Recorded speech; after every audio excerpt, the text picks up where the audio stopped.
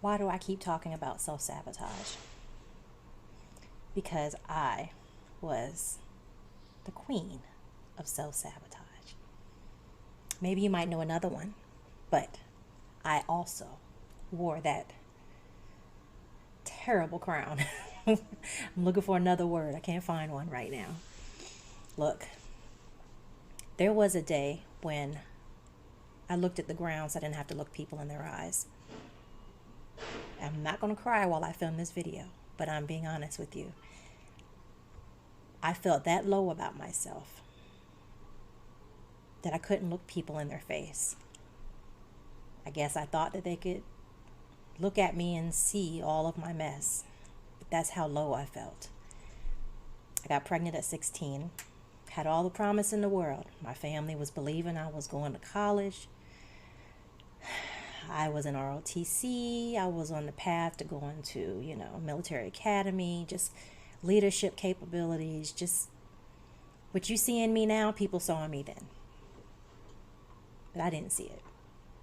I was dealing with a lot of rejection and confusion and lack of identity, and I was finding it in everything but myself.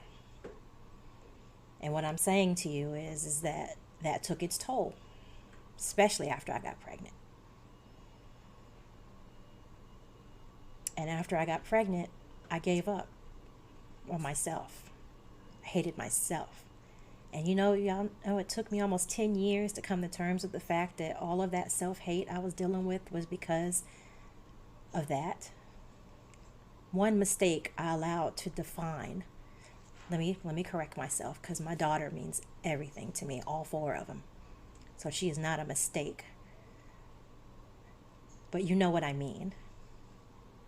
That one decision that created that consequence created decades of self-hate that I had to unravel and begin to love myself. It was so bad that I could not look people in their face. And I didn't know how to, I didn't even know. I didn't know. I had no idea. I just knew life was hard. And because life was hard, it was my tendency to isolate myself from others or try to please them and seek approval to try to feel better about myself. So when I come to you and I tell you that the things that I'm teaching you now, that I'm sharing with you now work, I promise you they work.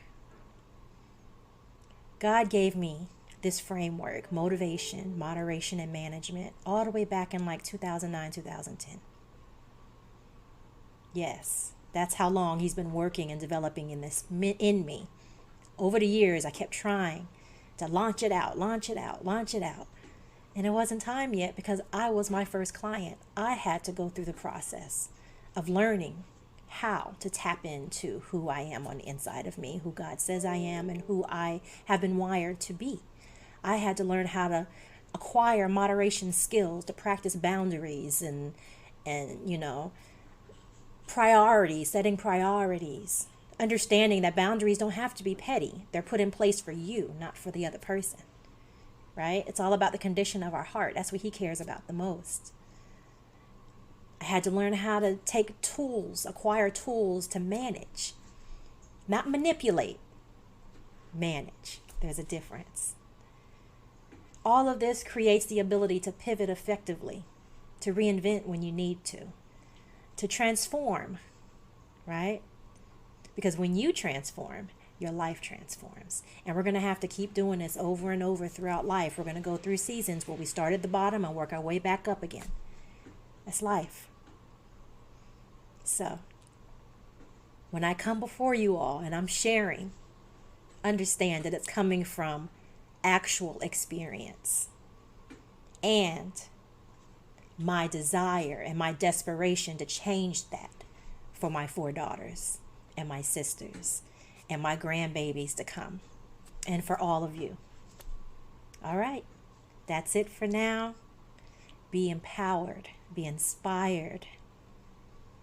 Find your way to be happy. That's up to you. Talk to you soon.